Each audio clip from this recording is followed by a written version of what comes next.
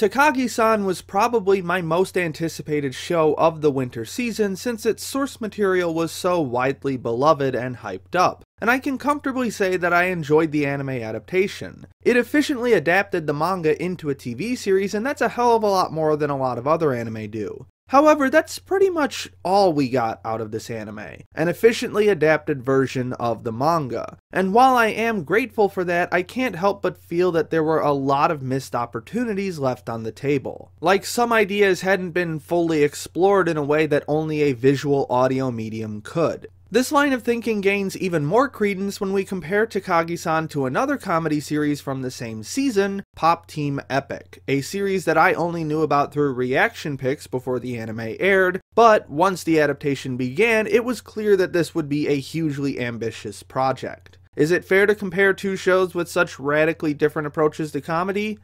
Nope. Not at all, but I still think there's some room for critique, as it's much more so a case of a show that took no risks whatsoever versus a show that took every risk imaginable. Let's start by taking a look at what Pop Team Epic does to make it stand out as an adaptation. It'd probably be a lot shorter to just say literally everything because that's entirely true, but that wouldn't make for a good discussion, so let's break down some specific examples. The most notable element of Pop Team Epic as a media franchise is that it is firmly couched in absurdist humor. Many of the jokes are more so anti-jokes or sharp left turns into nonsense rather than tightly scripted gag comedy, and so the humor comes from the absurdity and shock of the presentation, something that can be accomplished quickly and effectively as a 4-koma manga. However, when jumping from static images to animation accompanied by sound, an endless sea of possibilities open up to new potential jokes and presentations. Let's take a look at the beef or chicken skit, for example.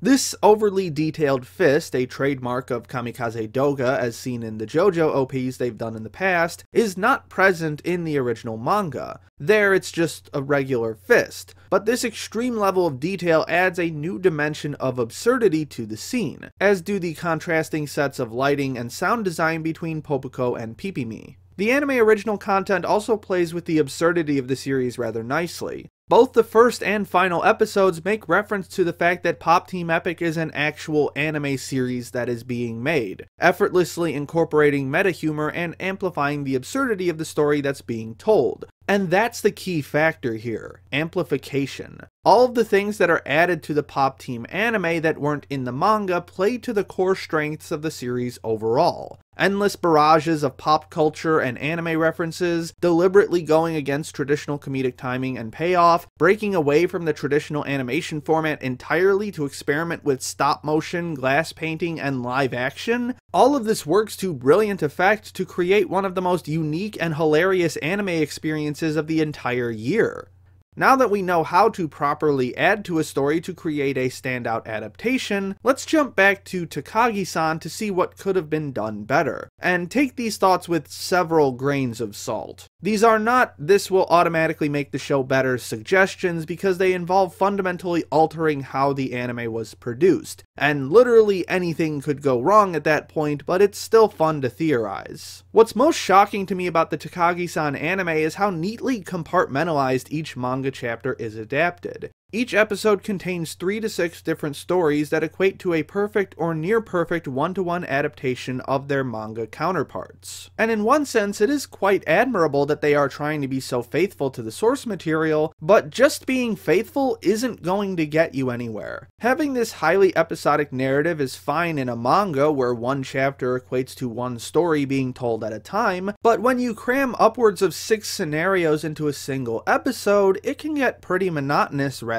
quickly. Now, I'm not saying to completely do away with this structure and go with the one story per episode model. There's no reasonable way to stretch all of the chapters to that length. However, 2 stories per episode is sort of a standard for episodic shows like this, so I wouldn't have minded if it had gone that way. It would give more weight to each encounter between these 2 characters instead of just passing snippets from their lives. Even then, there still might not be enough content to pad out each story to the proper length, so perhaps blending certain stories together would do the trick. A slight tinkering with the continuity could easily allow for stories that take place at the same location to bleed into each other pretty seamlessly, creating a much richer experience. Of course, fixing the structure isn't the only way to solve Takagi-san's adaptation problems, which brings me to one of my biggest gripes with the series: production value. It's hardly uncommon for a manga's artwork to look better than its anime adaptation, so I'm not trying to compare them when I say that the anime really isn't the best looking show. And the sound design isn't exactly the most standout I've heard either. I know it's sort of obvious to just say, make the show look better and it will feel better to watch, but that really is the case here. The anime got shipped out to what is essentially a Doraemon and Shin-chan factory at this point, so I think giving it to a more ambitious studio that would have cared much more about how this work would be perceived on its own merits would have definitely led to some more investing animation. Stronger lighting choices, more interesting cinematography, more variance in color design, all of these could have helped in making Takagi-san stand out as its own anime, rather than just a promotion for the manga. These are characters that are experiencing bouts of young love and teasing each other over it. That's a pretty easy situation for viewers to empathize with if you're able to capture that magical feeling not just in the dialogue, but in the aesthetics as well. But you have to actually try if you want to accomplish that kind of connection.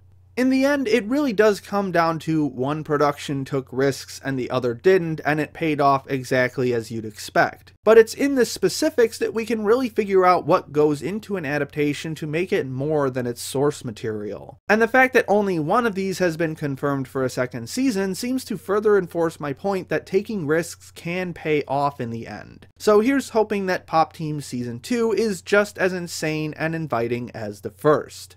Speaking of adaptations though, tomorrow we'll be covering a series by one of my favorite manga writers and how I felt his style was adapted to the small screen. So be sure to tune in again tomorrow. Special thanks to Jan Rogalski, Rourke Tenjoin, Christine Seibert, Tim Johnson, Call Me Catlord, Diane Wierzbicki, and all my other patrons for their generous support. My name is Ember, and I'll see you next time.